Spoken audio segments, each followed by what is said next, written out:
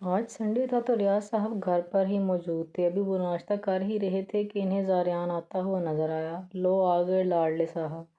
रियाज साहब हल्की सी आवाज़ में खुद से ही बोले, और मलक साहब ठीक हो? ज़ारियान इनके कंधे पर हाथ रख कर पूछता है। पहले तक तो ठीक था, लेकिन लगता है अब हार्ट अटैक आ जाएगा। अब आपने इतनी मेहनत करके मुझे पैदा किया ही है ना, तो काम तो आऊँगा ना आपके। मैंने इस हरामी के लिए मेहनत की थी, तौबा तौबा। मालक साहब अपने कानों को हाथ लगाते फिर से नाश्ता करने में मसरूफ़ हो जाते हैं। हेलो मामा, कैसी हैं आप? ज़ारियान किचन में जाकर इन्हें पीछे से हक करता है। उठ गया मेरा बच्चा, हम तो जो कर बाहर बैठो, हमारा नाश्ता बना रही हूँ। मामा, आपको तो मालूम है मेरे नदीदे दोस्तों का, ऐसे नहीं बोलते। दोस्त ही तो मुश्किल वक्त पर काम आते हैं। मेरे लिए तो यही मुश्किल वक्त है। ज़ारियान हल्की आवाज़ में बड़बड़ाता है। अपने यारों को ट्रीट जी, अब इसी के लिए मलक साहब को लौटना है। तुम कभी बाज ना आना, ठीक है बदमाश, चलो जाओ बाहर। मामा, आप फ़िलहाल मलक साहब से कुछ नहीं कहेंगी? मामा, अब आप ऐसी भी ना बने। मुझे मालूम है मलक साहब आपको डांटते नहीं हैं, बल्कि चुप निकलो यहाँ से, वरना यही कब तुम्हारे मुंह पर मारूंगी। हम तो मलक साहब क्या कर रहे हैं? न्यूज़पेपर पढ़ रहा हूँ। अंधे हो क्या? अंधा हूँ इसलिए तो पूछा है। तुम्हें शर्म नहीं आती अपने बाप को जलील करते हुए? नहीं। इसकी रटाई पर रियाज साहब उसे गुस्से से घूरते हैं। हाँ जी सुनाए लाडले साहब, आपकी सुनते सुनते तो हम बूढ़े हो गए हैं। वो मुझे कुछ पैसे चाहिए, वो गरीब लोगों को खाना खिलाना है, सोचा थोड़ी दुआ लग जाए। इसकी बात पर नाराज़ रियाज साहब हैरानी से इसकी तरफ देखते रहते हैं। क्या हुआ, ऐसे क्यों देख रहे हो? कितने पैसे चाहिए? यही कोई 5 लाख। हाँ हाँ ठीक है। मलक साहब उठते हैं और जाकर अपने कमरे से 5 लाख पर चेक लिखकर इस पर अपना साइन कर देते हैं। जब वो नीचे आते हैं तो ज़ारियान नाश्ता कर रहा होता है और मिसेज रियाज भी। अरे मलक साहब, आप बेफिक्र रहें, गरीबों को खुश करके ही आऊँगा। गुड। चले मामा, मैं चलता हूँ, देर हो जाएगी लौटने में। अच्छा, ख्याल से जाना। जी मामा, अल्लाह हाफिज़। अल्लाह हाफिज़ मलक साहब, अल्लाह हाफिज़, दोनों एक साथ कहते हैं। इसके जाने के बाद रियाज साहब अपनी बेगम से मुखातिब होते हैं। देखा आपने, हमारे बेटे को गरीबों को खाना खिलाने गया है। जी जी, और वो गरीब लोग मुकर्रब और रुहान हैं। ये आप क्या कह रही हैं?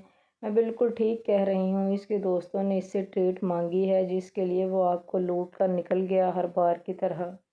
और ये लाडले साहब बाप को गधा बनाकर निकल जाते हैं। देख लें बेटा किसका है आखिर, हम दोनों का। मलक साहब आंख दबाते हैं। आज संडे था तो सोहा ने शोर मचाया हुआ था, वो सब बाहर घूमने जाएंगे। जिसका सुनकर अफरा भी बहुत खुश थी, पर जब इसे मालूम हुआ कि अगर जाएंगे तो उज़न भी जाएगा, तो इसका जोश पहले से कम पड़ गया। सबको सोहा ने मना लिया था, अब बस सब तैयार होने के लिए चले गए थे। मेकअप नहीं करना आता? आ गई हो मोटा पांडा, आप भी अच्छा छोड़ें, तुम्हें तैयार कर दूं, देर हो जाएगी वरना। सोहा इसका मेकअप करना शुरू कर देती है। अभी वो इसे लिपस्टिक लगा रही थी कि दरवाज़ा नॉक हुआ। कौन है? आ जाए। सोहा अंदर आने की इजाज़त देती है। इजाज़त मिलते ही उज़न कमरे के अंदर दाखिल होता है। कमरे में आते ही उज़न की नज़र अफरा पर पड़ती है तो वो यकतक इसे ही देखे जाता है। सोहा जो इसके कुछ बोलने का इंतज़ार कर रही थी, इसे अफरा को देखते इसके आगे चुटकी बजाती है। प्यारी लग रही है, पर इसे ऐसे घूर घूर के देखना पड़े इतनी भी नहीं लग रही। पता चले कि यह कितनी हसीन है। जब से मैंने होश संभाला है, इस पांडे से लड़की ज़्यादा हसीन मैंने आज तक नहीं देखी। अफरा पूरा जुमला छोड़कर बस पांडा लफ्ज़ पर अटक जाती है। तुमने फिर से मुझे पांडा बोला। अफरा उठती है और गुस्से से इसे घूरती है। तुम सड़े हो चमगादड़, निकलो यहाँ से काले भैंस। मैं कहाँ से काला हूँ भई? उज़न अपने सफ़ेद हाथ देखकर सदमे से कहता है। अफरा का रंग इससे ज़्यादा गोरा होता है। अब यार तुम कुछ ज़्यादा ही गोरी चिट्टी हो, इसमें मेरा क्या कसूर?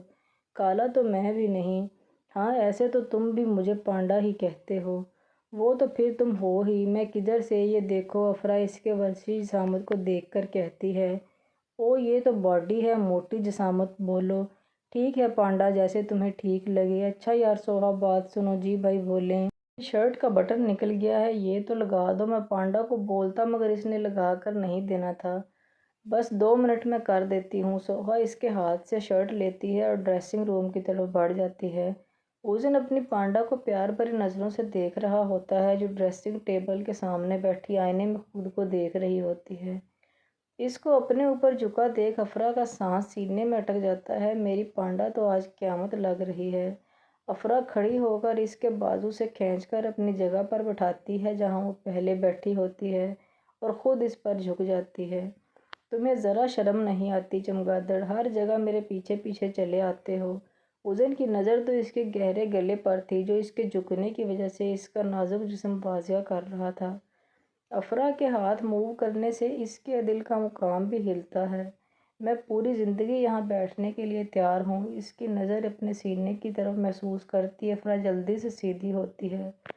उज़न खड़ा होता है और इसकी चलती ज़बान अपने होंठों से इसके होंठ अपनी गिरफ्त में लेकर बंद कर देता है।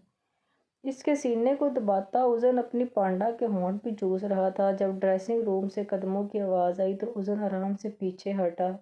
ये ले भाई, बटन लग गया।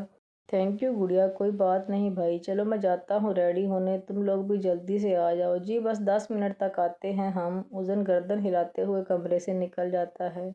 यार अब फिर से लिपस्टिक लगानी पड़ेगी, सोहा शरारत से कहती है। आपी अब आप ऐसे नहीं करें, मुझे पहले ही इस पर बहुत गुस्सा आया हुआ है, वहशी है कोई। इसकी बात पर सोहा को ज़ारियान याद आता है। लड़की तुम कैसी बातें कर रही हो अपनी बहन से? हाँ तो शुरुआत किसने की? खैर है, बहन हो मेरी, ऐसी बातें मुझसे शेयर नहीं करोगी तो किससे करोगी? अच्छा आपी आप सब्र रखें, मैं बाकी इसकी बातें भी आपको बताती हूँ। वीडियो को लाइक और चैनल को सब्सक्राइब कर दें। Thanks for watching.